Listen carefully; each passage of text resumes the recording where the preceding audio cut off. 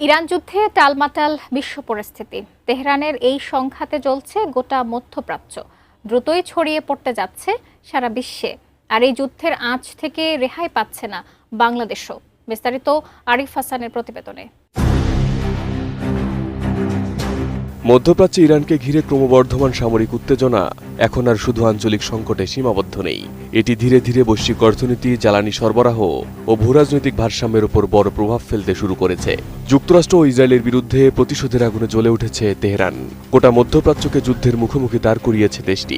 ইতিমধ্যে মধ্যপ্রাচ্যের অধিকাংশ দেশের মার্কিন ঘাঁটিতে হামলা চালাচ্ছে তারা। আর এতে হামলার শিকার হচ্ছে সেসব দেশের জ্বালানি স্থাপনা সহ বিভিন্ন জায়গা।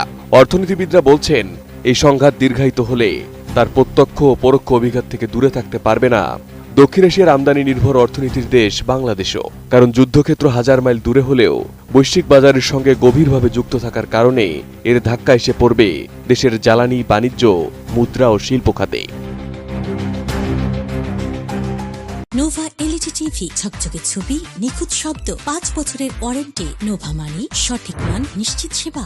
বিশ্বের প্রায় 1/5 অপরিশোধিত তেল পরিবাহিত হয় অত্যন্ত গুরুত্বপূর্ণ নৌপথ হরমুজ প্রণালী দিয়ে। চলমান এই সংঘাতে এই প্রণালী বন্ধ করে দিয়েছে ইরান। আক্রমণ করা হচ্ছে বিভিন্ন জাহাজে। এদিকে বৈশ্বিক জ্বালানি সরবরাহ ব্যবস্থায় বড় উৎপাদক প্রতিষ্ঠান সৌদি আরামকোর তেল শোধনাগারেও হামলা চালানো হয়েছে। আর এ কারণে বাড়তে শুরু করেছে তেলের দাম। আর এর প্রভাব পড়তে যাচ্ছে বাংলাদেশে। এর ফলে বাংলাদেশের বিদ্যুৎ উৎপাদন ব্যয়, জ্বালানি আমদানি বিল ও ভর্তুকির চাপ একসঙ্গে বেড়ে যাওয়ার আশঙ্কা তৈরি হয়েছে। এদিকে যুদ্ধ পরিস্থিতিতে আন্তর্জাতিক শিপিং খরচ, বিমা প্রিমিয়াম ও সরবরাহ ঝুঁকি বেড়ে যায়, যার ফলে খাদ্যশস্য, শিল্প কাঁচামাল ও জ্বালানি আমদানিতে অতিরিক্ত ব্যয় গুনতে হয়। এতে ডলারের ওপর চাপ বাড়ে, স্থানীয় মুদ্রার মান দুর্বল হওয়ার ঝুঁকি তৈরি হয় এবং এর ফলে দেশের বাজারে নতুন করে মূল্যস্ফীতি দেখা দিতে পারে। এবং বৈশ্বিক অর্থনৈতিক অনিশ্চয়তা বাড়লে ভোগ্যপণ্যের চাহিদা কমে যায়, যার প্রভাব পড়বে বাংলাদেশের প্রধান রপ্তানি খাত তৈরি পোশাক শিল্পে।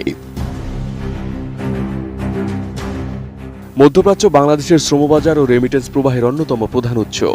ইরানে যুক্তরাষ্ট্র ও ইসরায়েলের হামলার পর বারুদের মতো জ্বলে উঠেছে তেহরান। প্রতিশোধের পাল্টা জবাবে সৌদি, দুবাই, কাতার সহ মধ্যপ্রাচ্যের অধিকাংশ দেশের মার্কিন ঘাঁটিতে হামলা চালাচ্ছে তারা। আর এতে হামলার শিকার হচ্ছে এসব দেশের বিভিন্ন স্থাপনা, বাড়ছে হতাহতের সংখ্যাও।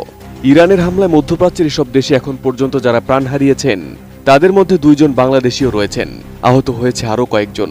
বিশ্লেষকরা বলছেন, পূর্ণমাত্রায় এই যুদ্ধ ছড়িয়ে পড়লে মধ্যপ্রাচ্যের এসব দেশের অবকাঠামো, প্রকল্প সহ সকল কিছু থেমে যেতে পারে এবং এর বড় প্রভাব পড়বে বাংলাদেশে। কারণ মধ্যপ্রাচ্যের এসব দেশে লাখ লাখ বাংলাদেশি প্রবাসী রয়েছে, যাদের পাঠানো বৈদেশিক মুদ্রার উপর টিকে আছে